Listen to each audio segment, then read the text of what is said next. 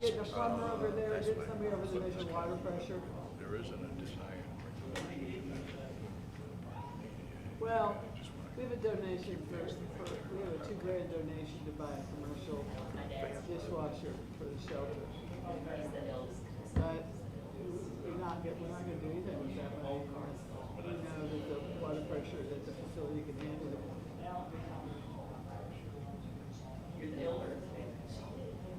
Now's a good time to mention what? City water. You do have city gas. It's not a question of more water, it's just a question of what. So the city can't help you with your water pressure. It can help you with water, possibly. Good morning. I'm sure I'm jumping. Good morning, Mr. Mayor. We're going to call our meeting to order. I would ask if you have cell phones to please turn them off at this time. I'll put them on silence.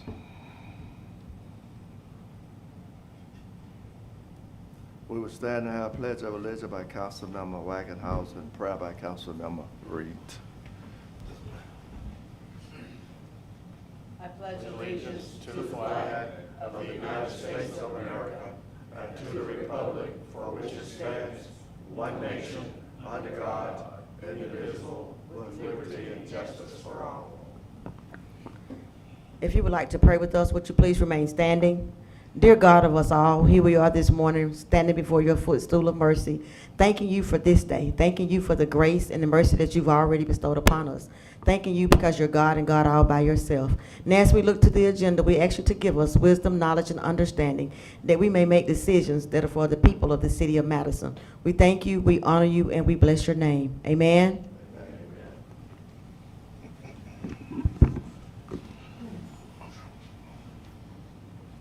We know that one of our council members is absent this morning. No minutes for review to put on the consent agenda. Topics for discussion. The first thing before we get to our city manager's report, we're going to ask Councilmember Reed to come and make a presentation. You want me to sit up here, Mr. Mayor, or stand right here? Yeah, you just stand right Stand there. right here. I'm gonna stand right here. Can you all hear me? Yes. Yes, ma'am. I definitely have to bend all the way over, and I'm short. Well, good morning to each of you. Good morning. Good morning. It's Friday. Y'all should be excited. I mean, it's Friday.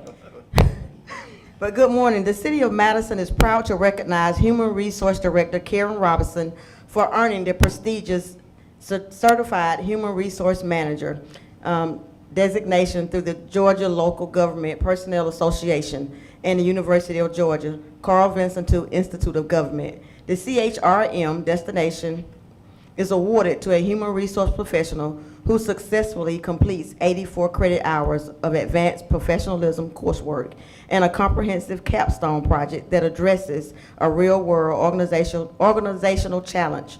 As part of the certification, Ms. Robinson developed and successfully completed her capstone project, implementation of the City of Madison Combined Safety and Wellness Committee. The project was designed to strengthen workplace safety, promote employee wellness, and enhance organizational risk management for the City of Madison. Please join us in congratulating Karen Robinson on the outstanding professional achievement and thanking her for continued dedication, leadership, and service to the City of Madison.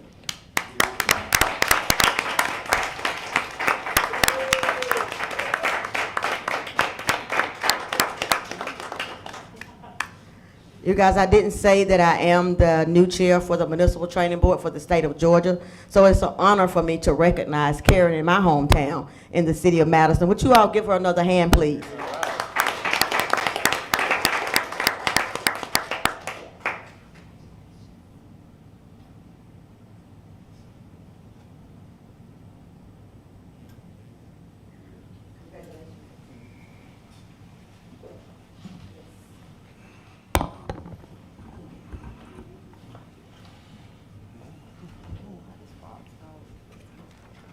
Good job, Karen. Congratulations again, Ms. Robinson. Appreciate that. This time, John. Thank you, Mr. Mayor. I have 3 or 4 items for your consideration today. I first want, on behalf of every staff member, congratulate Karen. She helps us and is an integral part of our management team. And she makes a difference in this city every single day, so we congratulate you on your recognition. The first item that we want to discuss today is the moratorium on the so-called data centers.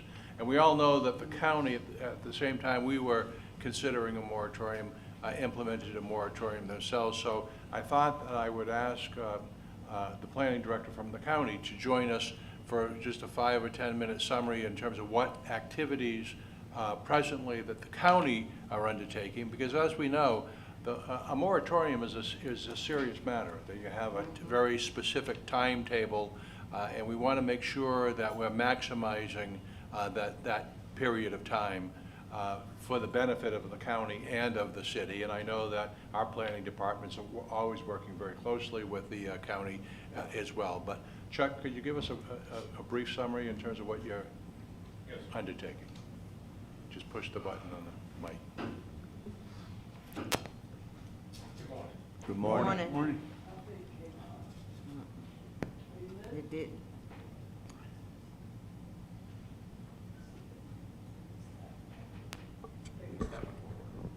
Good morning. Good Can morning. everybody hear me now? All right. Data centers are a very hot topic in Georgia right now. Georgia is one of the major data centers that companies are looking to move to, mainly because of the power cost. It's a lot cheaper here in Georgia than in other communities across the country. Just to kind of give you an idea, Loudoun County, Virginia is the world capital of data centers. Georgia is just shortly behind them now, currently. Georgia currently has 50 major data centers and over 200 smaller facilities, either completed or under construction currently. Douglas County is the hot spot for Georgia. And so the county had a consultant that used to be with economic development with Douglas County to come and give us a presentation of the good, bad, and ugly about data centers here. Let's see, we did that on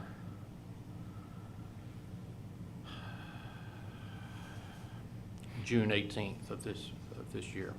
We implemented a moratorium on July 7th, and it was ratified on July 21st. We thought we were going to get it in before we had an application. They submitted an application 2 days before the Board of Commissioners meeting when we were implementing the moratorium. We've been in contact with them. We've had several meetings with them since. They're willing to work with us. They do now fall under the moratorium because their application was incomplete, and that was a saving force for us. So they are willing to work with us. We have tasked them with getting a group of industry leaders in the different aspects to come and do a town hall meeting. So they're currently working on that. We've been in contact with the 3 major power companies, Georgia Power, Walton EMC, and Central Georgia here in Morgan County. We've already heard back from Walton and Central Georgia. We're waiting to hear back from Georgia Power. We're going to try to get a roundtable together and talk with them about power supply and their thoughts and feelings on data centers in this area. So that's what we're doing is outreach. While we're doing the outreach, we are reviewing ordinances from the county, from across Georgia and across the country. We're looking at alternative power options because they have to have backup power. A lot of them are using battery storage. A lot of them are using generators for the peak time hours. we're looking for that alternative. That there's even some discussion, not from this vendor, but across the country, about portable nuclear power plants that can be set up. So we're looking at all those options that are available as technology is changing across time, and it's changing fast. There's a lot of myths out there about data centers, but there's also a lot of concerns about data centers. Put on my glasses so I can look at my notes here. The biggest concern that has been is water usage. Well, technology has changed now that they're now utilizing closed loop systems. And that's what we're going to be looking for when we're developing this ordinance, is a closed loop system. But we don't want to pigeonhole ourselves to just that. So we're looking at any of the new technology as this develops, and it's developing quickly. We're also looking at offsite impacts for as noise and light pollution. We're looking at environmental regulations and impacts, specifically in the recharge areas, because the inquiries that we have had are all centrally located around the western part of the county, around Stanton Springs and the new Rivian project. But that's in our largest recharge for the entire county. So we're looking at options there. We're looking at alternatives to offset that for requiring permanent protected property of a certain size within that recharge area. So that's some of the things we're looking at. The other thing that we're researching, and I've got to get with Chief Smith, and is that about extinguishing systems. They don't want water in these buildings, and these buildings are large. So we're going to be exploring extinguishing systems and what options are available. As I mentioned earlier, on June 18th, we brought in Signal Ventures of Georgia, and he did a training session for us. And then on July 15th, we met with Alicia Vaughn with ACCG, and they have collected a lot of information across the county. I mean, across Georgia, and some from outside the state on data centers. And she did a presentation for us and provided us a lot of information there. Some of the information hubs that we're looking at is from the ACCG. Georgia Tech has a great data center hub of ordinances. And then Loudoun County, Virginia, being the top tier location of data centers. They have made great strides in their ordinance since they got overrun by data centers there. So that's where we're at. We're still in the early stages of research, but we're gathering information every day. So be glad to answer any specific questions you have of us. So you said y'all have a town hall meeting scheduled in the future? I'm sorry? You have a town hall meeting scheduled? We don't have one scheduled yet.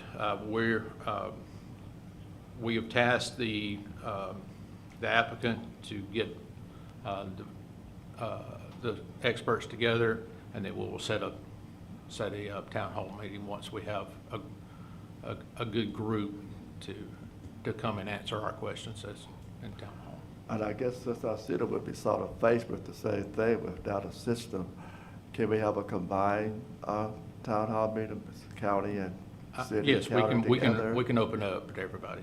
Gotcha. Be glad to. And I'll communicate with Monica and get that, and Mr. Clem to get that set up for y'all. Okay, great. once we have that date set. Yeah, I think, Chuck, I think it was spurred by what the county did and really kind of getting ahead of this. I think Monica brought it to our attention that that had been done and mildly suggested we might want to consider doing something the same. Do you see a role for the city in the research that's going to help come up with the guidelines that you're seeking? I mean, we'll look at any help we can get. This is going to affect all of us. So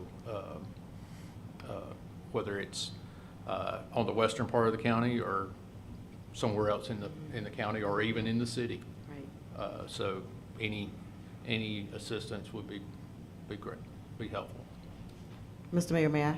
Sure. The training board actually had a class, but it didn't center just around data centers.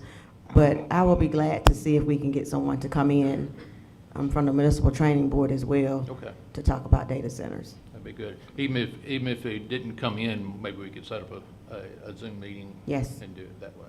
Okay. Thank you. Thank you, Mr. Mayor. Sure. I remember when we was in Savannah, the GMA did have someone to come in and talk to the, Yes. to the council, mayors and council Right. concerning the Yeah. data system. I looked on GMA's website, and I didn't see where they had specifically had any type of information on data centers, but ACCG does have a good resource. It's not specific to data centers, but it was catered around a group of different subjects. But I'm sure that if I call in, I can find out if we have anything that's catered to data centers. Okay, that would be great for them. And if you recall, Mayor, at one of the general sessions Yes. in Savannah, we had the president of Georgia Power Right. address us, and much to my surprise, she asserted that because of the income that's coming in from data centers to Georgia Power, that it actually has lowered That's right. residential rates. That's exactly She had right. made that assertion, with no idea whether there's accuracy in that or not. Well, did. we've talked to two chairmen of the EMC boards, and they've indicated to us that anytime a data center is coming to them, they're requiring all the funds up front to make any improvements to supply the power to those. So it's upfront money. It's not put on the backs of the customers. Right. It's based off of the data center itself. So, and I've heard that Georgia Power is doing the same thing. So, Chuck, One other question, if I could, Chuck. Does the county have any regulations at all in limiting the amount of water that can be pulled out of a well? not currently. It's based on state regulations. We don't have anything locally. All right, thank you.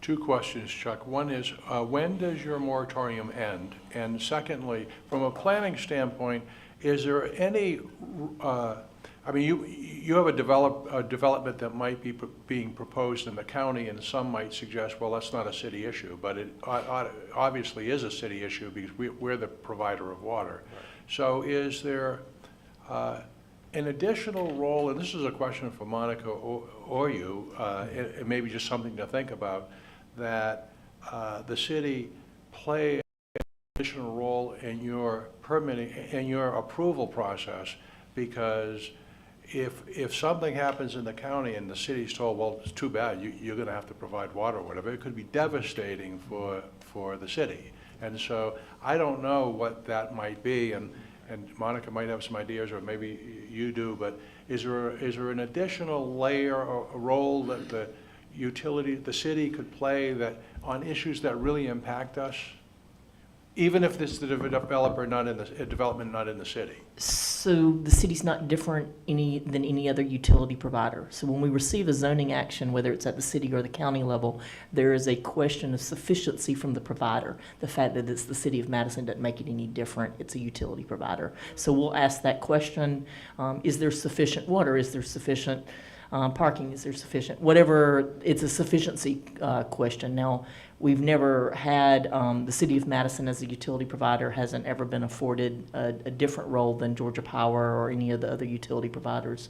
But we received that and the RC's reports at the same time. Is there, Do you think there might be a different role? We have about, I think, based on our analysis, we have 6 parcels in or adjacent to the city that are vulnerable to this action. So we are concerned, we are paying attention, and we did ask for a moratorium on the hills of the county, July 8th, I think. So as we're doing research, we're seeing a lot of people also, because they're targeting rural areas, for cheap land, availability of power, and of course, interest in the funds that come with the purchase of the property. So we are very much interested in any go dark policies. That's one of the things that we're seeing a lot of communities talk about. South Georgia's doing a tremendous amount of research right now because they're getting a lot of inquiries. We're getting planners that are calling us asking for copies, and I'm sending them your way. So, John, I don't think there's a need for an additional role. I think we already have the role we need. Yeah. That is correct, because any project, if it's requiring city utilities, we do send them to the utility provider to address whether the municipality can provide that water. So to answer your question about the moratorium, it was 120 days that we set, depending on the town hall meeting and how long it takes to get that pulled together. We may look for an extension, but as long as we're making progress, we can do that. Share me your mic a minute. John, I had one side thought. So while there's not an additional need in the zoning review process, there might be something for the utility department to look at. Because when somebody comes in and asks you whether you've got capacity or ability to serve, you're not getting to say whether it's good or bad for the community in terms of land use. You're just saying, as a service provider, we can either meet your requirement or we can't. So there might be some policy upgrade or some policy qualifications in the utility arena, but I don't think there is in the planning and zoning arena. But I don't know if utilities is ready to answer that question or not. One other thing to keep in mind is with the new technology of closed loop systems, it's a one-time fill system. And so what we're being told, and I'm in the process of reviewing this, is they don't need municipal water now. They will haul in the water and they will do this. My question is fire protection and how they're dealing with that. But they're telling us that they have alternative systems that is not water-based to deal with the fire protection. So therefore, they can actually operate these facilities off of a well now, where in years past, it was dependent on the water provider to provide that water for the cooling. So That's why I asked that question about whether there's limitations on how much water can come out of a Right. well. And that's a major concern for us, mainly because the area that is being looked at, we've had issues with wells relating to the Rivian project. We've had issues of wells going dry in the area. So that is a major concern for us. And so we're going to be looking at the environmental impacts that may come about. If I may, so I haven't done the deepest dive on this, and I don't know if you've come across in some of what your overview, some of your research with what's going on, that I'm hearing that it's a possibility that sometimes these data centers will come in and proffer a closed loop system, and at the end of the day, they say, oh no, that's not gonna work first, we have to go back to open loop. I mean, have we seen evidence of that at other data centers so far? I think that was some of the older technology. I've not got that far into it. Okay, no. But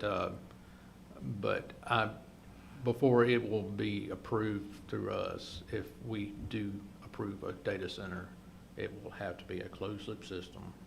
Right, okay, thanks. Can you please explain closed loop and open loop? Okay, most of the time, or the old technology was, they required the water in it through evaporation. So they flow water through evaporator coils to cool the equipment. Now with a closed loop system, it's basically like your radiator on your car.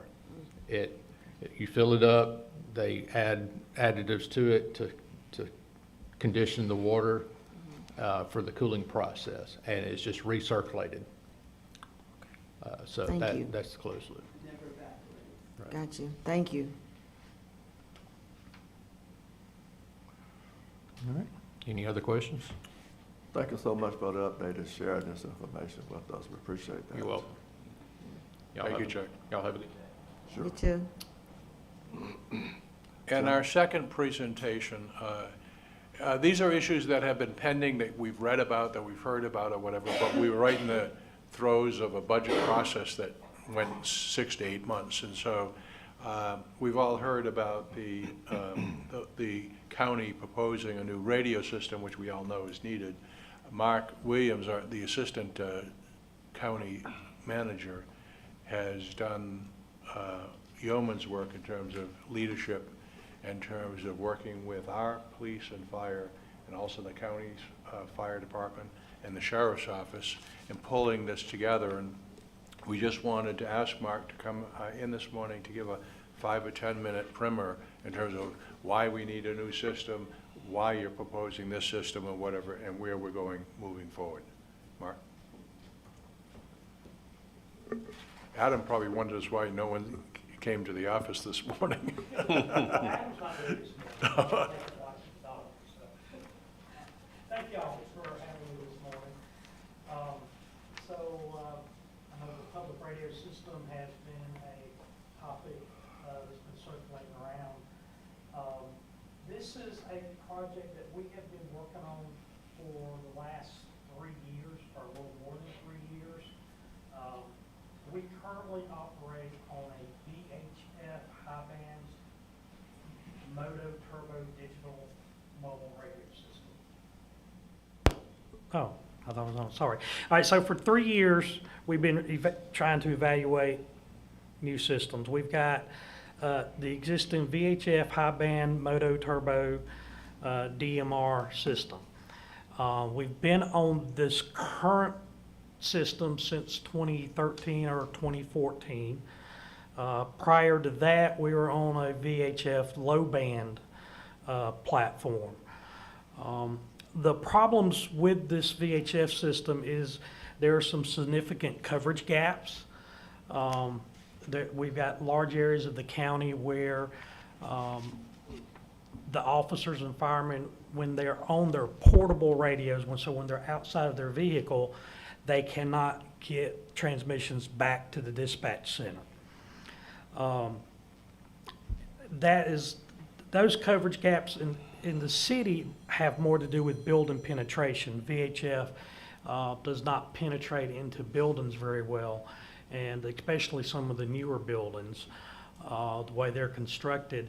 And so it's hard that the officers or firemen are inside a structure to communicate back out to the outside or to dispatch. The VHF system, because all of our neighbors have switched over, there's not an interoperability. It's difficult for us if we've got an event that's involving, say, us in Greene County, to be able to talk directly with those officers or firefighters. We have to go through our dispatch who calls their dispatch calls their officers. So it's a cumbersome process if we've got something big going on. We started looking 3 years ago. We were originally looking at potentially going to a UHF system, which would give us some improvements over what we have. And we were looking at that because we thought the cost difference. But as we started getting into it more and more, the cost of UHF was creeping up, and Motorola and Harris was giving us better deals to go to what's called a 7800 P25 system. And so that delta has gotten down to what we consider small enough that we really need to move forward with a 7800 P25 system. Now, some of the reasons why we would prefer that system over UHF is that it's a nationally standardized public safety spectrum. So what that means is the only people that are operating on those frequencies in the 700-800 band are public safety. The problem with the UHF band is that everybody in the world uses them. Factories, manufacturers, utility companies, a lot of people use them. And so the concern there with UHF is that you get a lot of interference. Kind of like if you're driving down, you know, I-16 and you're listening to your radio station, you start getting closer to Savannah and all of a sudden another station starts coming through. You could run into that just with the UHF system. And so the 7-800 helps protect against that. The 7-800 is a trunk system, and it dynamically allocates channels. So, and the chief here is much better at this technical stuff than I am, but we will have 6 channels. 6 channels, but that 6 channels gives us multiple talk paths at one time. So there can be more than 6 people talking at a time if we need to. It's got the way it allocates and looks for an available space is a lot more advanced than the conventional UHF system. And particularly what drew us to going ahead and moving forward with this is that in 21 or 22, they came out with the capability that the radios can now, if they cannot find what's called an LMR signal, which is the radio signal, if they can't find that, then it will look for an LTE signal or even a Wi-Fi signal. And so that allows us to fill in the gaps. If the officer, like if inside a building, for example, if it can't get out, it will look for a Wi-Fi connection, the public Wi-Fi connection. And you can even go in, like one of our biggest concerns would be the schools. But we can pre-program all the radios to the Wi-Fi at the schools. The schools just have to share us data and password. And so it would be instantaneously, if an officer or firefighter's in the middle of the school and then they need to get out, it will transmit using the school's Wi-Fi. So that capability has just made it really more plausible.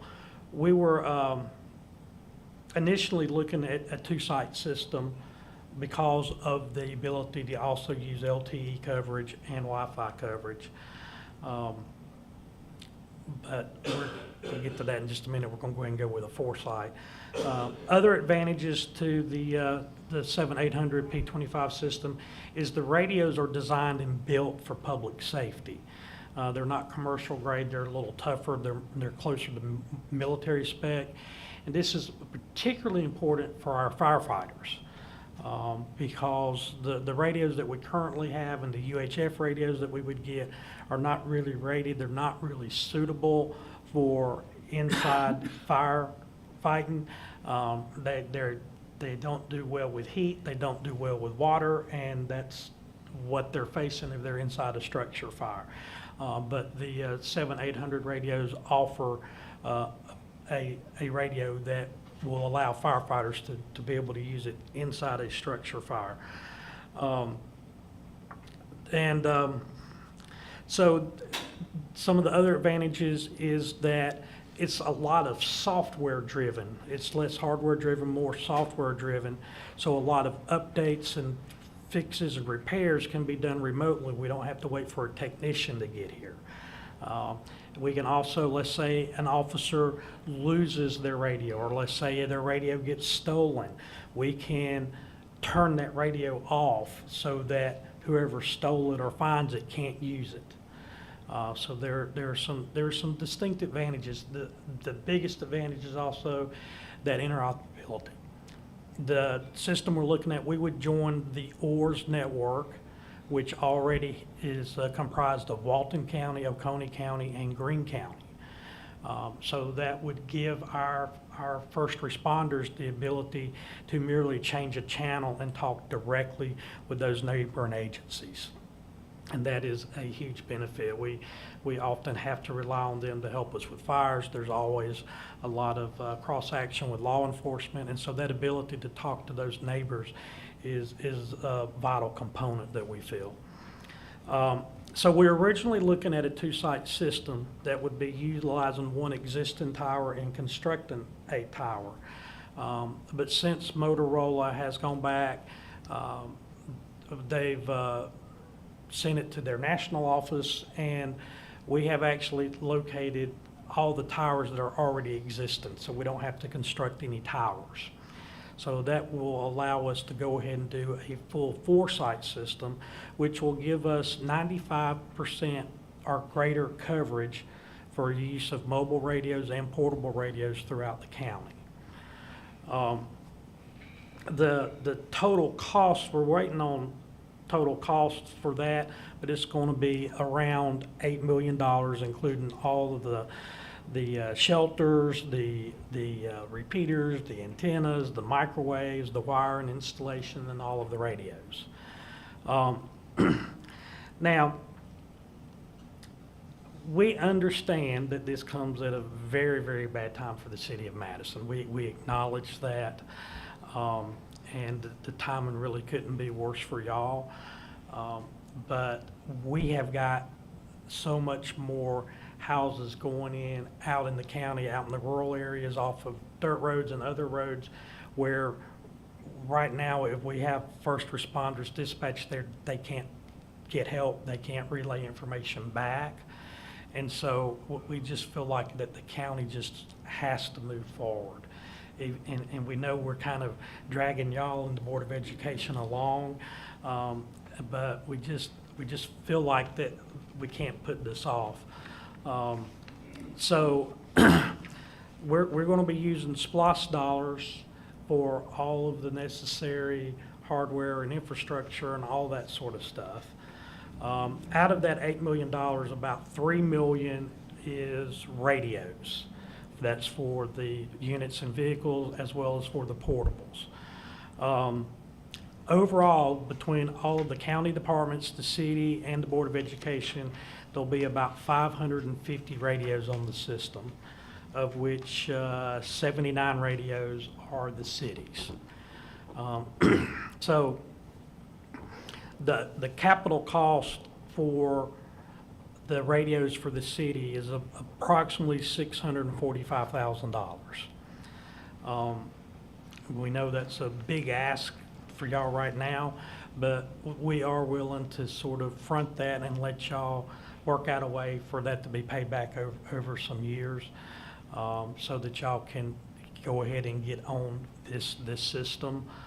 And then the annual maintenance cost, we have to pay a subscription to the ORS network to be able to use their core. And then the maintenance agreements that cover things like all the software updates to the radios, to the repeaters, also covers some maintenance for the actual radios themselves. So if a radio is damaged or quits working through sort of no fault of the user, then that warranty covers that replacement. Now, if they leave it on the bumper of a fire truck and drive over it, then the warranty wouldn't cover it. But if it just stops working, then the warranty covers that. So what we had originally estimated was that the annual maintenance cost for the city's radios would be about $49,000. However, with us doing a 4-site system, we would not have to have, we don't think, the LTE subscriptions. I think we could get by with just the Wi-Fi. Gene can speak a little better to that, but I think we could get by without the LTE subscription, and that would save the city $16,000 a year. Because of that $49,000, about $16,000 was LTE subscription fees. The other thing is that the first year of the warranty is included in the package price.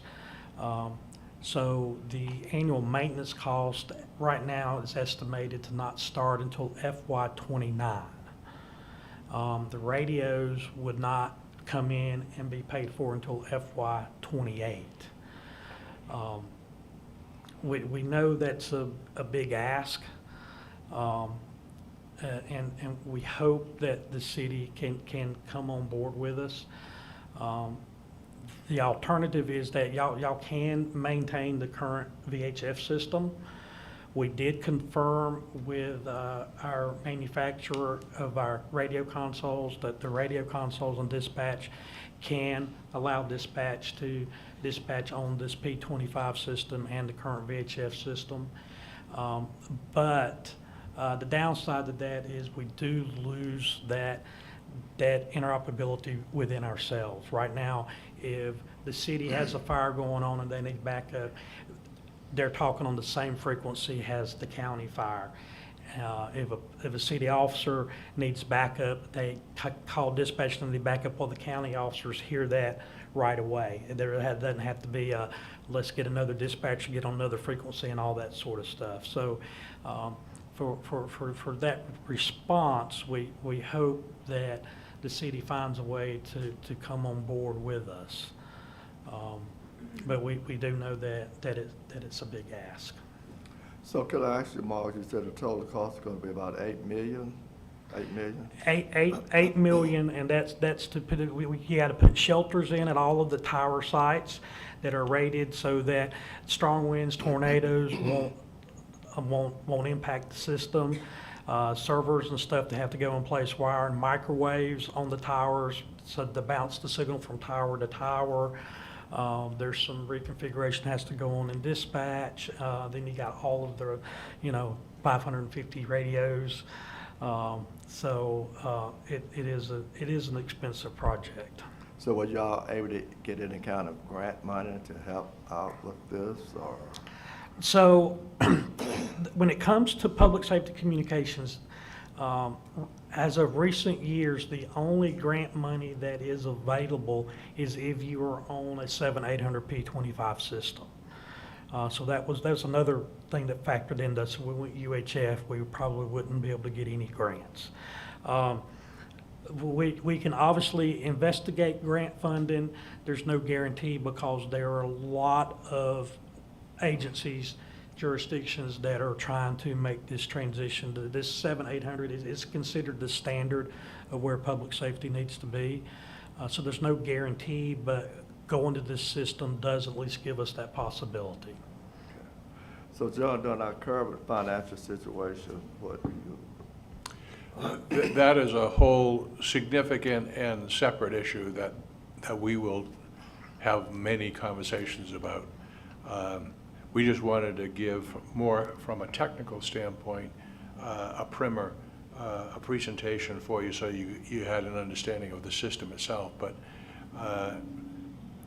I'll be talking a little later about some financial issues or whatever. But this obviously, as Mark correctly says, is an additional challenge. What's the old saying? When it rains, it pours. And I was negligent in not recognizing Chief Smith.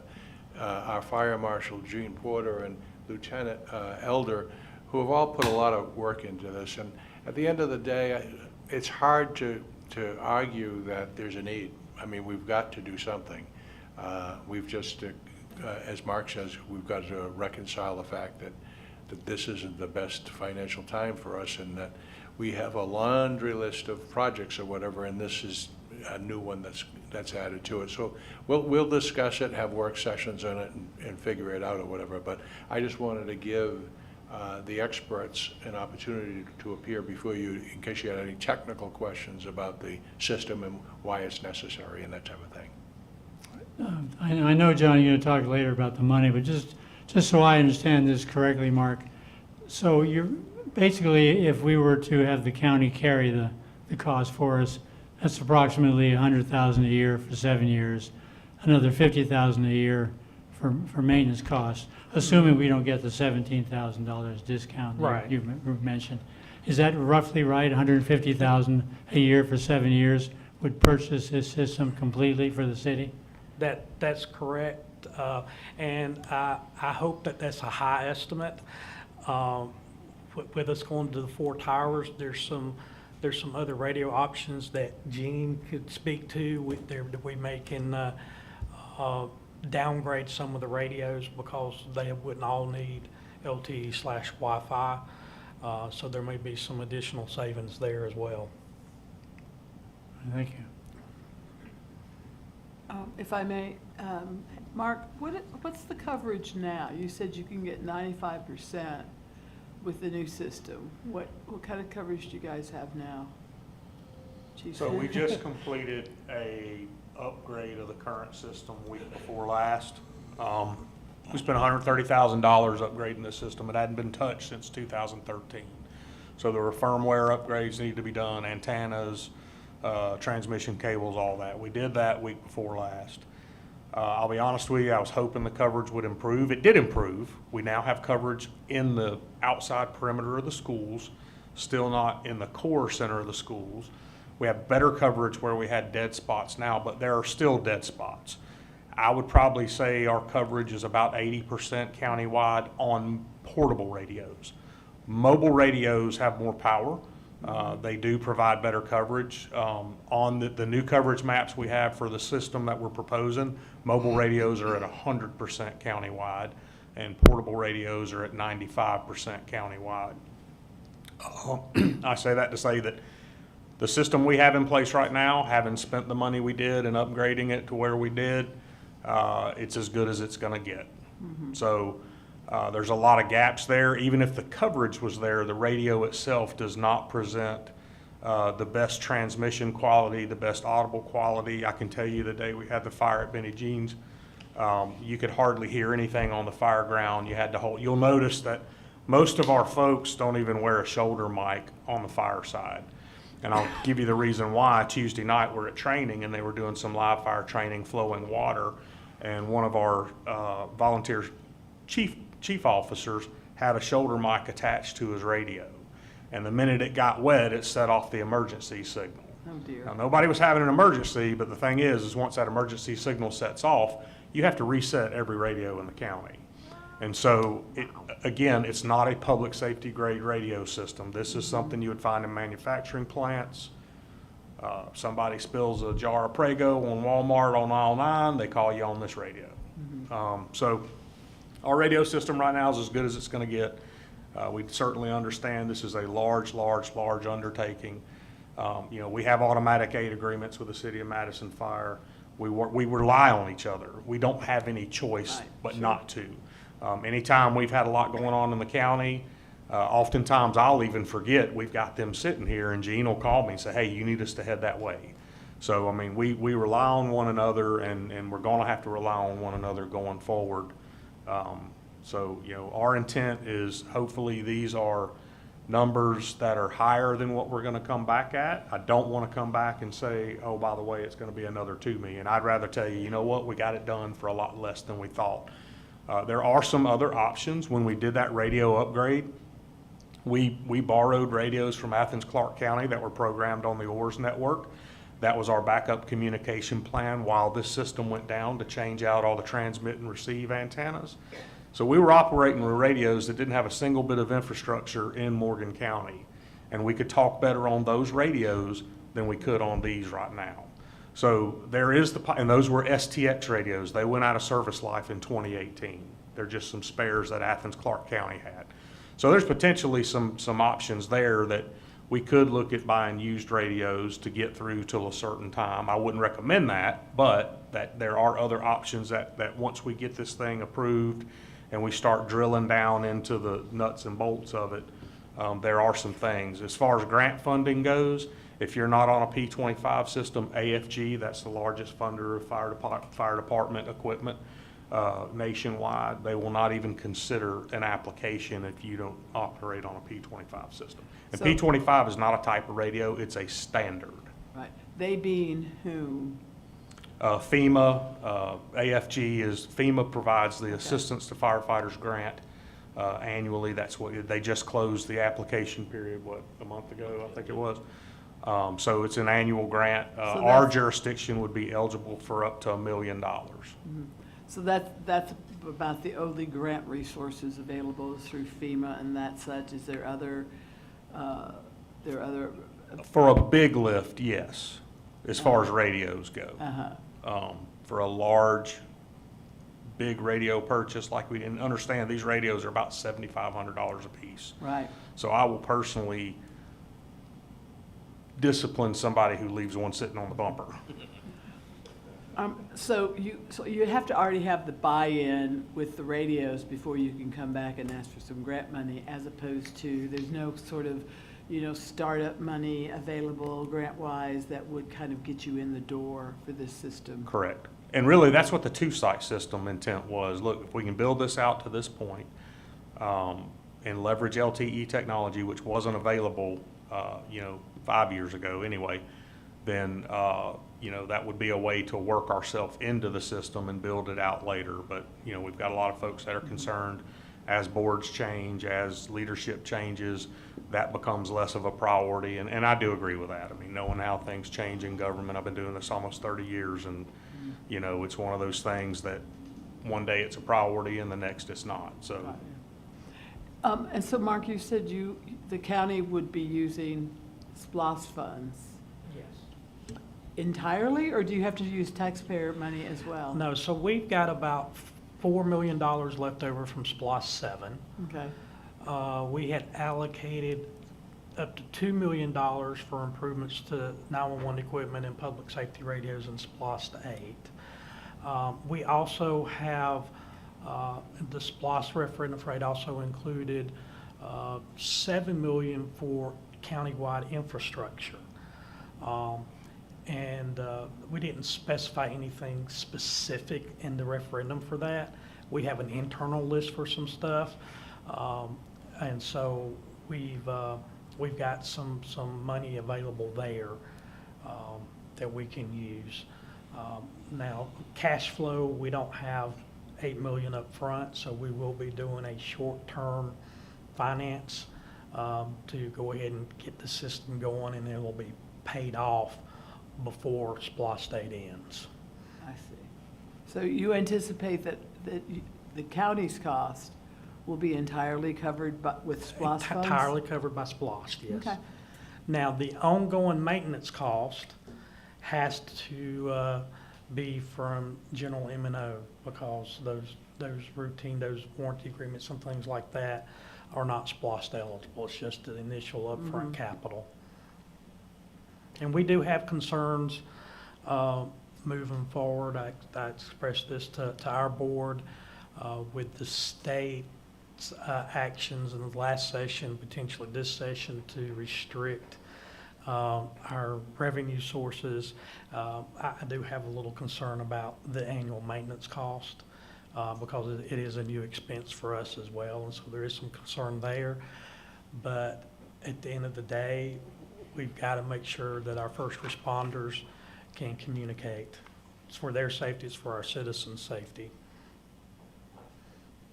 Okay, I was just trying to figure out, did you have there was an amount for more or less the average anticipated annual? The overall annual cost is, I think it's about $240, right about $250,000. Okay, So about 200,000 of it is the counties. all right. Thank you. Appreciate it, thanks. Okay, Mark, thank you so much for that information, appreciate that. Thank you. Thanks, guys. Thank you. John? Thank you, Mayor. Just two other items. First of all, I just wanted to update the council on the replacement of the Main Street Director. We had a very healthy crop of applicants. They went through the whole process. We had a selection committee, and I wanted to publicly thank Margaret Ligon, Jane Royal, and Griffin Reynolds, who served on the committee and assisted Karen in this process. We're hoping that the new person will start on 10 August, so that's good. The last thing that I wanted to mention is that there was an interesting meeting yesterday between our infrastructure engineers and our finance folks. We're finalizing a financial model which will be presented to the council soon. And when it is presented to you, I think there'll be even a greater understanding of the infrastructure challenges that we face. It's really a terrific tool that First Tryon has, and so I'm excited about that, and we'll present it to the council as soon as it's ready. That's it? Yes. Thank you so much. Appreciate that. Downtown Development Authority, we all got our email from John earlier this week, and Monica, that they would not be here this morning, so we look forward to seeing y'all hopefully at our work session, next work session, up and out. Thank you so much, appreciate that. We got a letter from Planning and Zoning, I think it might have been last month, and the decision that we need to make is, do we want to take it up as a council? I'll send it back to staff and ask staff to come back with some recommendations. The comment that I would have, Mr. Mayor, is that the correspondence that we receive from Planning and Zoning, I think, is very, very thoughtful and very timely. My recommendation to the council is that, in fact, you agree to take up the issue, because that, in the first instance, is the issue before you, whether you're going to agree with Planning and Zoning that another look-see on this issue, since it's been 5 or 6 years and there's some other issues that have been raised, whether it's time to take a look as Planning and Zoning is recommending, or whether you are not in favor of that at this time. That's really the decision point that is being searched for from you today. And then a little guidance in terms of what your expectations are for myself and for our planning department in terms of research or whatever it is that you're looking for. There's been questions that from council that I think deserve an answer. For example, presently, where is the housing and where's the parking, and in terms of additional units, what's possible within the requirements of the parking requirement, to get some idea, to get your arms around what is possible in this. And the other thing is in Madison, we pride ourselves, as we should, in being unique. But there are a lot of downtowns in the country, and there are best practices, and there are examples of things that cities have done that are terrific, and there are things that cities have done that they wish they hadn't. And so this might be a moment to pause and to do some research about best practices as it relates to the commercial and residential mix. Now, just yesterday, I sat in on a presentation by the Wheelhouse. They've retained some interns to do some research. They did a survey, and one of the many things, and I think that we need to present the results to the council because it's very interesting. And many, if not most, of the respondents were downtown business folks.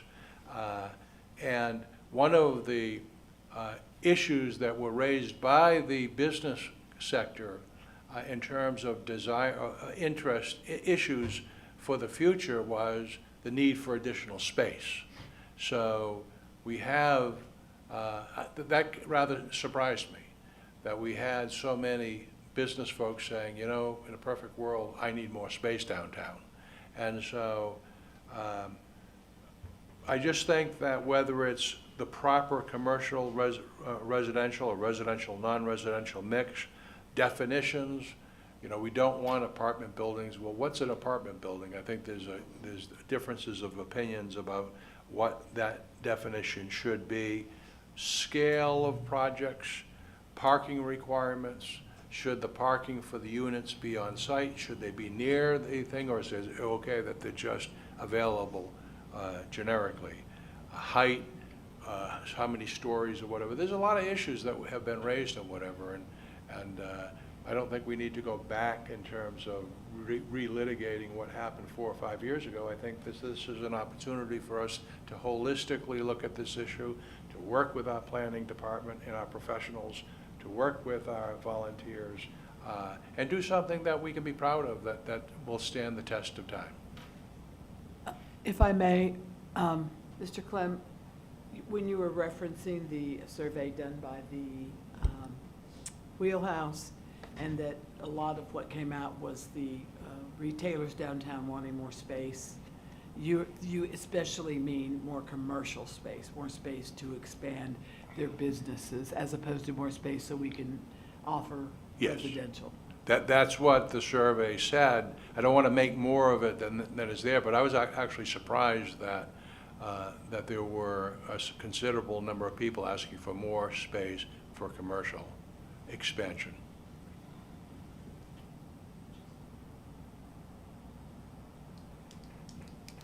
Mr. Mayor, it was 6 years ago that this issue came to us, 6 years ago this month. And and only two of us, only Carrie and I, sitting at this table today, were involved in that decision. The mayor was here but didn't have a vote as mayor, of course.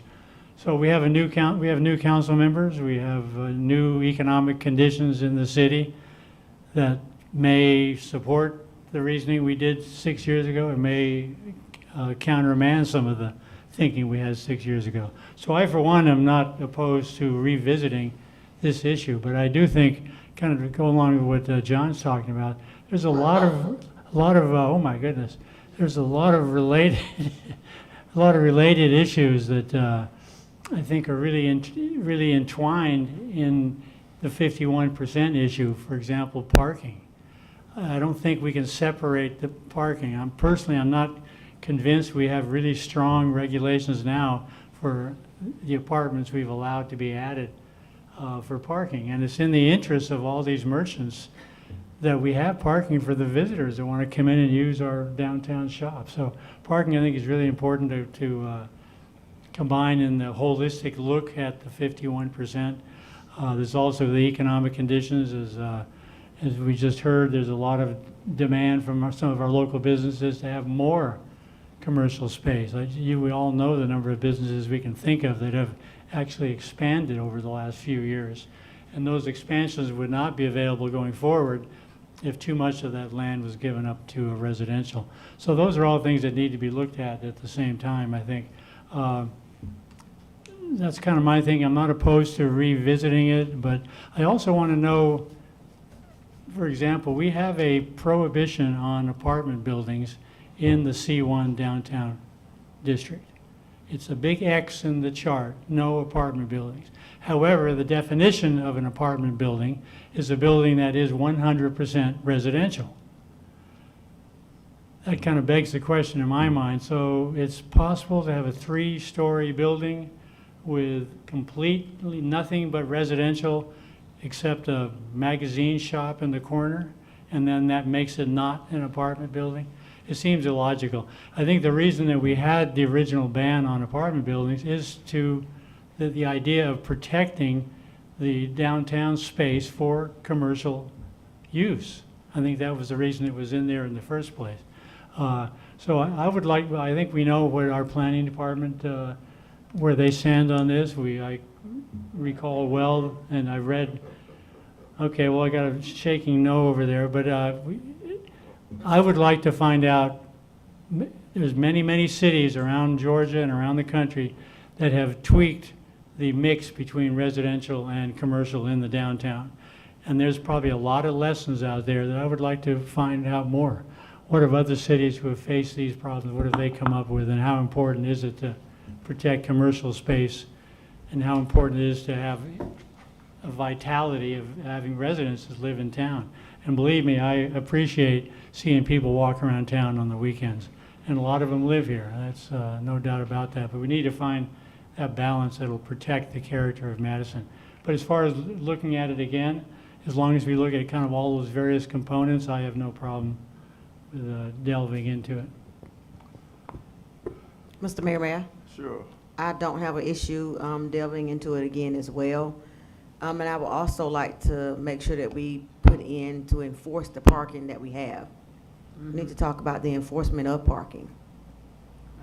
If I may, I think actually this comes really I think at a really good time for reevaluation on the heels of us working on our next comprehensive plan. I think I, for one, would like to see how the comprehensive plan update evolves and what would this look like in that comprehensive plan? And I think that would help guide us as well in terms of making certain decisions about what needs, how the commercial, the C1 district would evolve. But I think it probably is not going to be immediate, like, yes, we'll do it. I think it's really important to get it absolutely right. And again, I think working with planning department and the comprehensive plan to see kind of how that evolves as well. Mr. Mayor, I'll make it unanimous. I think we ought to look at it and consider it. And I look forward to hearing, we've got some concerns from a few folks, and but look forward to hearing from our planning staff and fleshing out the parking and the what ifs and the how comes, and then make a decision.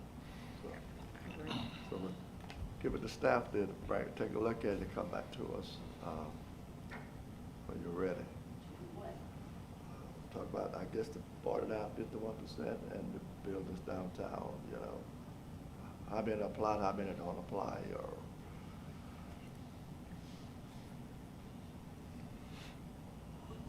I don't want to seem resistant to work. I want to just make sure that I understand what the task is you're charging us with. The first question I have is, if you're looking for planning advice, we'll give you planning advice. But that sometimes leans into the political arena, and we don't want to go awry or not be in sync with the council. I think that's very important. So if you will tell us what you want, we'll execute it.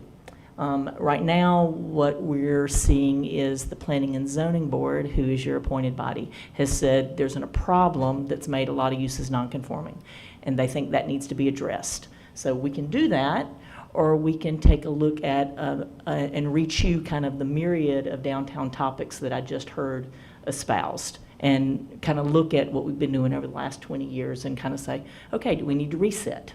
We need to do something different. So I want to understand whether you're asking us to do downtown master planning, or whether you're asking us to fix a nonconformity issue in the downtown. And so they're vastly different in scale, and they're vastly different in time commitment. Parking, totally different issue, but interrelated, as Councilmember Joyce pointed out. But that's also a different time commitment and a different scale. So you just mashed about 15 planning issues together, and I'm trying to figure out which one you want us to start on. So if y'all could give some direction, that would be helpful. Do you want us to tackle the zoning deficiency that's been pointed out? Or do you want to look at it more holistically? Or do you want to sit back and wait and see what comes out of the comp plan? And the only thing I heard of concern out of all of that was this idea of merchants wanting more space. We do want our businesses to expand and grow, but I actually want to make sure to encourage that we look for the unintended consequence and we don't let it cannibalize the historic district, because Absolutely. more is not better, ask Atlanta. So which issue do y'all want us to tackle, and to what extent, so that we can meet your expectations and just that?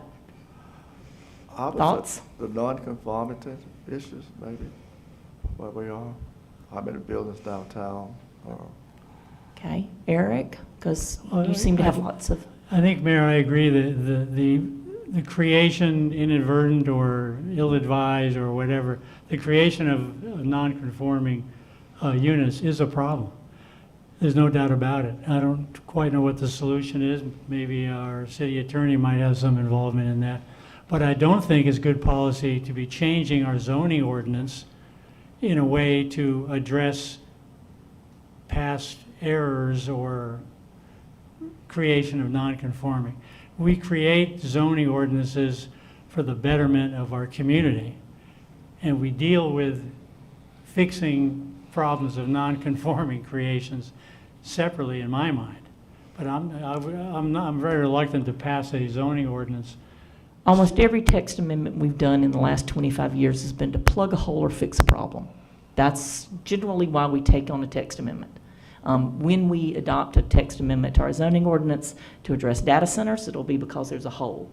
When we look at changing it so that we change from a long-term policy of not allowing residential on the ground floor, and y'all shifted and allowed some residential use of the ground floor, that was to address a concern that a constituent had that needed to be addressed.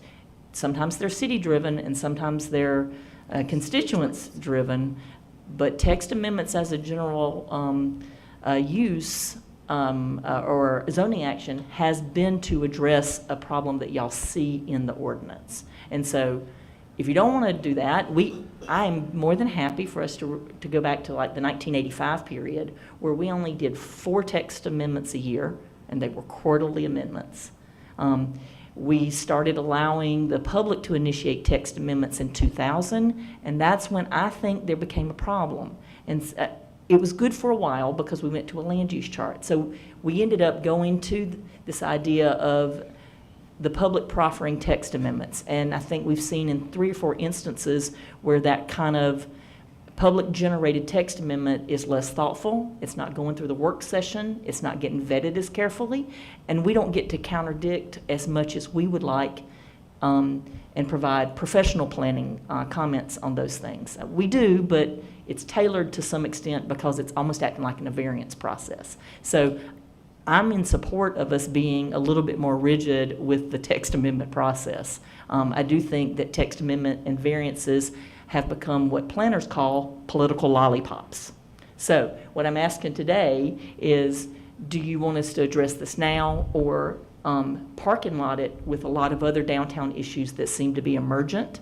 I am not suggesting we disregard the Planning and Zoning Commission's comments. They have valid concerns for what went down. But it may not be either timely or it may not be comprehensive enough in your direction to staff. And if you still need us, we're here, but we're trying to figure out what it is that you intend for planning to do over the next 5 to 10 years. Let me ask you a history question, if I could, Monica. So prior to 6 years ago, when we approved the application that's in question here, the 51%, Yes, sir. was there any ordinance referring to 51%, or was it strictly commercial on the ground level and residential's on the second? Yes, sir. And that's where you saw the head shaking that you got out of me, because there was no residential allowed on the ground floor. And the initial proposal by a member of the public planning staff was not in support of adding adding residential to the ground floor. And that's why there's no confusion about the definition of apartment buildings, because there's supposed to be no residential on the ground floor. Y'all approved an amendment because someone came forward and proved that buildings had more viability. The retail market was changing where people wanted less square footage, and y'all found that viable at the time. Right. And perhaps circumstances have changed now. But up until 6 years ago, there was no residential on the ground floor. And the reason that is planning department advocated that for a commercial district, that the primary use, and it should always have a income producing layer that sits on the ground level. And it also had to do a lot with, there are commercial districts in our state that have lost viability because, please don't take this the wrong way, because a church or a professional or other entity has taken a storefront. That lack of retail proximity to one another causes people don't go to the mall to skip every 6th store and get to a retailer. So it's the same concept in downtown. So to protect the ground floor from from non-retail intrusion, and to make sure that there was always an income-producing layer, there was never residential on the ground floor until 6 years ago. One exception, Ginger McFadden. She had predated the ordinance, and she was the only residential unit when I got here on the ground floor, and then after that we changed it so there was nothing on the ground floor. So that's the misperception, is that planning staff is and has been supportive of changing out the commercial layer and saying apartment buildings should be in downtown. And until 6 years ago, that wasn't even a comment. I feel like, honestly, I mean, this does have to be looked at, but I don't think in its own context. I think we need to throw it into the whole reevaluation of what our commercial district looks like, how we are going to evolve again. I don't think we have enough, personally, I don't think we have enough information in terms of what our retailers want, what they want. I know it's a mixed bag, but I still feel like we need to kind of be more aware of that. I think we are not aware of all the unintended consequences of whatever decisions about this we make. I think we really, just like with the data centers being so careful to get this right, I think it's true for our commercial district. And I would much prefer to see this proposal be part of a bigger look at by the planning department as we go forward again with the comprehensive plan and everything else you guys are working at in terms of what's going on in the commercial district and what it's going to look like in 10 years, or 20 years. It's not just what it's going to look like in a year or two, because One thing that I think we've been reluctant to do because it helps, I don't want to say helps developers because it's our job to help everybody, but we've been reluctant to put together a downtown build-out map. John did ask about it. Planners don't like to do build-out maps because they point the way for vulnerabilities. Like if I were to right now identify all the parcels that I know are available for data centers, that wouldn't be a very good thing for our community locally to broadcast where that vulnerability is. We certainly can do that with residential. I do believe there is more belief that there is opportunity for downtown living than there is at this point. We are close to a saturation point. But if you would like for us to identify the remainder in that saturation point or the development of units across time, we can do that. That is easy to do. I want to kind of hone in on what the issue is. If we want to use our time well, and with our 3 people, we're trying to use time very well. And so if the issue is parking, we can do that. And if you want parking related to downtown living, we can do that. If you want parking related to retail, we can do that. 2 different animals. What I think I'm hearing is that the P&C board's issue about nonconformity is really more of a legal question to be answered about almost 100% of our residential units now being nonconforming in the downtown. That gives all those owners an issue. And so that's more of a legal question. The easiest way to make most of those conforming is to go back to the way it was before 6 years ago, and that's to say no residential on the ground floor. Then there's not any concern that the apartment building definition doesn't meet what an apartment building is. There's no concern about exploitation of it not being the primary use as commercial and not meeting the commercial need. And then you can revisit whether you want to allow go back to what you've allowed for the last 6 years. I'm saying instead of doing a full relook, maybe you want to actually just address the problem. And you can address it by just reversing the decision you made. You can say that at the time it was well considered and now it's not well considered. So you have the option to do that, or we can do the enchilada, or we can do something in between where we study a specific issue that you're interested in and you want a specific answer to, like full build out of residential. How dangerous is the amount of residential that could be built out? If we can do that. Those are finite answers we can come up with. What's your pleasure, Eric? Well, I must say I'm surprised to hear you posit the idea that it's something that's occurred to me, but to be honest with you, I've been kind of reluctant to even bring forward, and that is that maybe we made a mistake 6 years ago by giving up half of the ground floor to residential. I believe that Mr. Schneider made a good case at the time that he proffered the ordinance. I believe Bryce Fubard, the council, by not using the word ground when it was supposed to be used ground. And I think there's been a whole lot of hoopla about a bunch of stuff. I think that the easiest way to do is to go back the way that was operating us well for 20 years and then decide going forward how much more residential you want to allow. I would act as a surgeon and not as a stonemason, but y'all have that option to do either. And I will say in retrospect, the problem I have with what we did 6 years ago is maybe I didn't have enough vision to see the implications of it. But we were looking at a very small scale, small building, couple of units scenario. Not a big deal, okay? Adding 2 units to the back of Antique Suites, 3 units, whatever it was. It was all very small scale stuff, small buildings. All of a sudden, that what we approved has now been recently applied to a big 3-story apartment building. And that's the problem for me. I can't, we're using something that we looked at on a much smaller scale, and it's being now applied to something that's totally different. And it's And not- all that tells me as a planner is that it's written incorrectly to address what you want it to address. Mhm, yeah. And so I'll let you off the hook a little bit here. And I know you'll be surprised, but I believe when you had a constituent bring that forward, you did very much how we've done that in other sections of the ordinance. And I think that it was based on a good place. There's a section of the ordinance that says units can only be a certain size. I'm not going to quote the section to you, but it says it can only be a certain size. But in a historic building, the administrator, which would be John in this instance, can blow it up by X amount to make sure that all of the building gets used. It's an idea of utility of what's extant, okay? It makes common sense.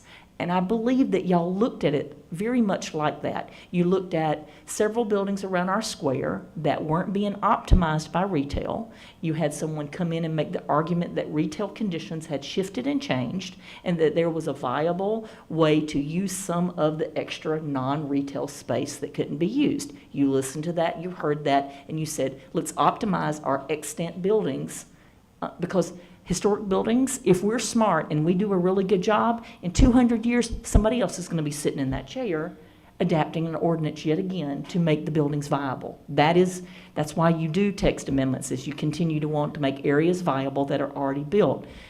You have an unintended consequence that some people are concerned about. I'm not saying that we can fix that, but I am saying that if you want the attorney to work with staff to address the nonconformity issue for our extant owners, including the owner that you denied that zoning to, they've got 3 or 4 buildings that we are now nonconforming. That's what your real estate agent on the Planning and Zoning Board spoke up and said. We got a problem that has been created for multiple owners in our downtown, and we should address that. She's not saying, or they didn't say how to address it, they said you need to address it. Do we wait? Do we do it now? Do we make it a mid-range project? Just tell me what you want me to do and let me get on to it. Mr. Mayor, may I? Sure. For me, we was talking about what we should be working on now. It's the question that you asked. So for me, we should be working on what was presented. So we've thrown everything else into what was presented. So what was presented? The 49.51% is what the letter is about. So let's work on what was presented to us. And also we should enforce the parking, because we keep throwing in parking, but we need to make sure that parking is enforced. A while back, we talked about live, work, play. So seasons change. We have to serve the present age. What's going on right now in our city? That's what we should be concerned with. From 1985, they voted back then for what they needed a couple of years ago. We voted for what was happening at that time. What's happening now? So whatever's happening now is what we should be working on. 49.51%, I believe, Yes. is what the Yes. planning and zoning had sent this letter about. So, do we want to take it up again? Do we want to work on that or not? I'm with you on that. I'm just, and I think we all agree that it's here and, we're willing to move forward on this but what I'm hearing Monica say is it's not just as simple as what we have meaning there's some other considerations, there's other unintended consequences. And there's components to this. It's not necessarily just the one thing. If it's fixing the nonconformity, then I think what I heard you say, the best way to fix the nonconformity was to go back to where we were 6 years ago. I would say that that is one of the options. Okay. I suggest that if I can pull all those thoughts together, what I suggest is that we provide you 3 or 4 options to Yes. reverse the nonconformity problem. Yes. Reverse it strategically, go in and address the problem. And then, while we're doing it and giving you several options, we do a deep dive on the unintended consequences or fallout. I don't think you made the wrong decision several years ago. I think you had ample evidence to make exactly. the right decision. Yes, thank you. I think that what you did was, and what we did, was probably not look at it in the context of new construction. We were all looking at extant buildings. That was my point, yeah. And so what I would suggest is that you put 3 or 4 things on the table, and then you look at the consequences. And I'm not saying unintended, there may be intentional consequences. That both there are going to be people who want to lobby for more residential downtown, more commercial downtown, tearing down buildings and letting downtown expand. We need to look at what those options are on the table, and y'all decide what is today's moment. For it to be reversed or edited in 6 to 8 years, because every good ordinance is looked at about every 10 years. That's just, it's smart planning. Yeah, it changes with the time. And it changes with the political whim. Yeah, however we want to call it. I mean, we all have different thoughts. That's right. According to what we want to see. I mean, that's why we are, I mean, my words are getting mixed up now. But we all have different thoughts and different processes. Like, every time you talk to me, I talk about housing. Am I wrong or right? I've been here almost 15 years. For the last 15 years, I've spoken about housing. So you know for a fact that I want more housing. But it could be something else. Rick has a different opinion about what he would like to see happen in Madison. So I just think that it's going to change according to the political arena anyway. Your conversations for the next year that are outside of the infrastructure arena are all going to be about housing. That's all we're hearing. Right. Lack of balance on the tax base, diversity, new kinds, everything's going to be about housing. So I'm going to shift us back to the conversation about downtown. Yes. The reason I am not trying to make it a whole-scale weight to the comp plan, I don't want Betsy to think I'm ignoring her comment or Eric's intent to maybe look at it from a broader perspective. The reason I'm trying to be careful about that is because we are trying to bring the comp plan together, and that's a very important moment because it's supposed to drive everything for the next 20 years.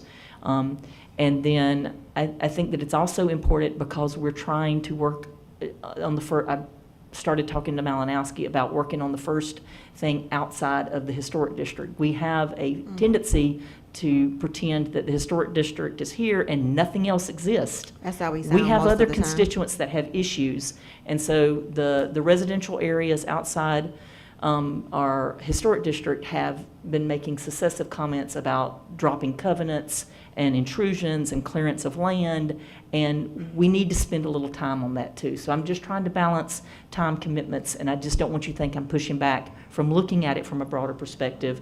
But I think that maybe there's something more strategic we can do now, wait for the comp plan to come in, which has a statistically valid survey that will be incoming with it, and then make more edits at that time, and maybe a comprehensive zoning rewrite of C1 entirely. That's when you do full zone rewrites, is coming out of the comp plan. That's my thought. Did I get enough blessings there? I saw some heads nodding. You did. Okay. I think so.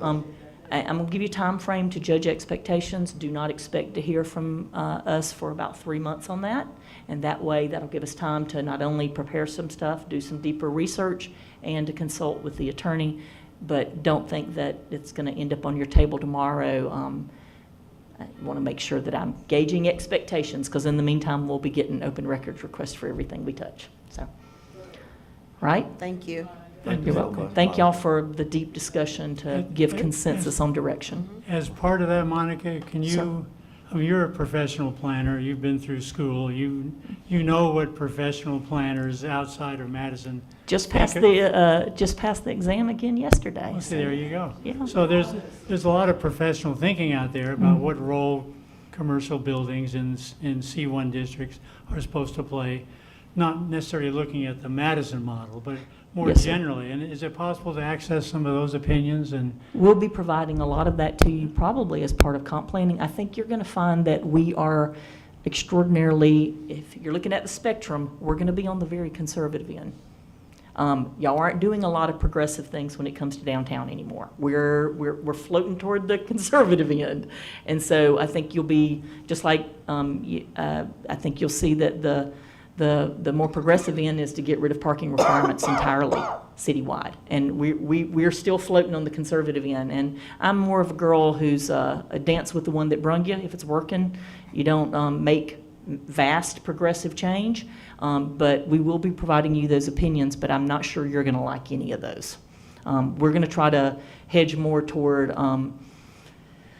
the conservative edge, because that does seem to be where your policy lies right now. But we'll give you full spectrum, but I don't think you're going to like the trends where downtown has been evolving.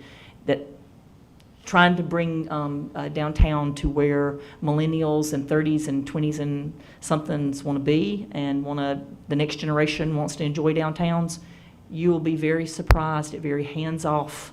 They want downtown unstructured. I think you're going to be very surprised by some of the progressive stuff that's out there, but we'll provide you full spectrum, Eric, so you'll have that. Appreciate that, Monica. Yes, sir. Yeah. I think I've got one thing, Donna. Transportation. It's not on here. Yeah, John was supposed to bring up transportation. Molly has received, once again, more comments. She's supplied those back to you, and she's just looking for direction to finish up. So we're essentially done and have been for 6 months. We're just waiting for y'all to say that it's got your blessing. It doesn't need your approval, but we'd like your approval. And I think that's what she asked me to convey today. She didn't feel like there was a need for any discussion. We've had it over and over and over. I've sent my comments. Yes, sir, she's received those, and she appreciated those. Thank you so much, Monica. Okay. Thank you. Okay, appointment to the Cemetery Steward Commissioner, Ken.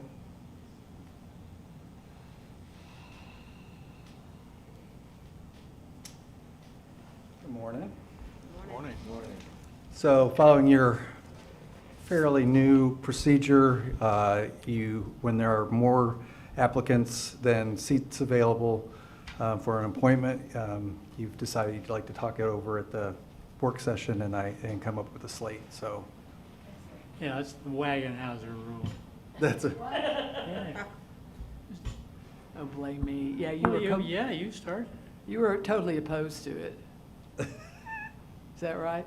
I think I was bullied into it. You're just mad because it wasn't your idea. No, I'm sorry. Anyway, okay. So we have two candidates. Jan Manos Jan- and Stratton Stratton Hickey. Hickey. Yep. Yeah, you know. You're on the cemetery commission. Would you like to start? Well, that's debatable, but it seems like I might be as a liaison. I'm not sure. But actually, all three of these candidates are constituents of mine. Martha's served for a number of years now. That's right. There are three. Martha's asking for reappointment. What? I forgot. I only mentioned two of them, so, Yeah, you did. Yeah. Yeah, Martha's seeking reappointment. yeah. We normally, honor those requests, and I would go along with that precedent in the case of Martha. We're very fortunate to have two really good candidates for the Cemetery Commission. Both friends of mine. We all know that. I was a little surprised. I had no idea that Stratton's name was John. But anyway, so Stratton Hickey and Jan Manos, both very competent. They'd both be wonderful. Unfortunately, we only have one slot, and the next one's not going to open up, I think, until next year. So I don't know where to go. They'll both be really good. So I'm ready to hear some opinions from others. We've read the resumes. I believe at one point Jan did serve on That's what some she- years ago on the Cemetery Conservation Commission. And then Stratton is in very sharp guy. He's in the cemetery pretty much daily, walking around. And I could not make a choice. You'll have to. I just wanted to add that, remember that we have subcommittees, and either one of them can serve to help a subcommittee move the work product forward. They don't vote on anything, they just help build work product. It comes to the commission acts on it. But I did want to mention that Stratton has spent the last 8 months helping the commission with their expansion efforts, getting requotes to bring down the grading and stormwater over at the donated land for cemetery from, I think, from $1.2 million down to $600,000 is what they were working on. So I just wanted to be clear that Jan has served before. She's done a great job, and I think she'd do a great job. But I also wanted to mention that Stratton has recently been serving on a committee without an appointment, and he did do that, and we'll be wrapping that report up, and y'all will be getting that soon. I didn't want to undermine what his contribution has been That's over the great. last year. That's perfect. I don't have an answer either, Eric, but I understand that we're all in that position when you have two fantastic Yeah. people applying and more than qualified, and you don't want to hurt feelings, and I think that was the impetus behind the Betsy Wagenhauser policy or See? rule, is to try to avoid that. So Oh, it has a but I'm name. with you. I think they both be fantastic, and I don't know how you, unless you just flip a coin or. Well, I do appreciate what Monica added about the work that Stratton's done, and I feel like Stratton hasn't, he's been kind of involved behind the scenes in a lot of things going on in our community, but kind of hasn't taken made forward movement to be officially on it. I know that, of course, he couldn't for some time because he was taking care of Bonnie. So it's kind of nice that he's freer now and able to step forward and serve. And so and personally, as much as I adore both of them, I would prefer, or I would lean toward appointing Stratton to the position. Jan's going to land in 100 other places because of her immense talents, obviously. So, I tend to agree, since Monica made the statement that Stratton has been working behind the scene, which he didn't have to do. Right, But because sure. I guess he's concerned about our cemetery, I think that speaks a lot of him. Carrie, do you have any thoughts? I do not. I don't know either one of them personally. I've just been listening. I don't have any thoughts. I've just been listening to everyone else because I don't know them personally. I've had conversations with Stratton a couple of times, and I may have had conversations with Jan, but I'm not sure. So I'm just listening right now. Well, just a head nod, if we could put on the consent agenda, who we want to approve for Stratton. Yeah, I have no problem with that. And if the council likes, I'll be glad to call Jan myself and yeah, encourage her to come on as a non-voting committee member, or that'd be great. at least let her know how difficult the decision Yes. was. Yes, please. Yes, please. So we'll put on our consent agenda for, I'll make sure Deborah knows. we'll make sure she knows, yeah. Okay, thanks. And we're good with Martha. And Martha as well. okay. Thank you, Ken. Okay, that ends our work session for this morning. Our work session is ended. Thank you so much.